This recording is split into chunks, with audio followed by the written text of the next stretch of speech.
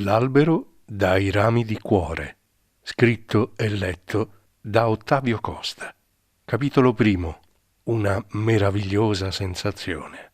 Max era quasi un adolescente ormai e la ragazza dai capelli di sole gli ronzava continuamente intorno al cuore come un'ape birichina in cerca di polline in un giovane petto odoroso e colorato.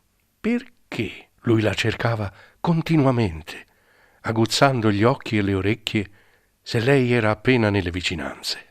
E se la ragazza era a portata di mano, perché gli piaceva così tanto poterle sfiorare i capelli di nascosto o annusare la scia di fresco che lei lasciava dietro di sé correndo?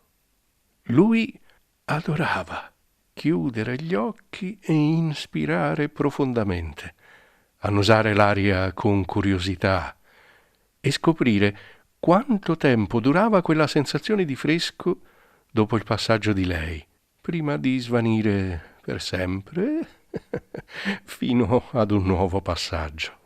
E poi c'era la domanda più segreta ed inquietante. Perché desiderava così tanto darle una leccatina sulla guancia, proprio come fosse un gelato al ribes, il suo gusto preferito? Max era spesso assorto fra questi ed altri misteriosi pensieri, mentre percorreva i saliscendi del sentiero verso la scuola.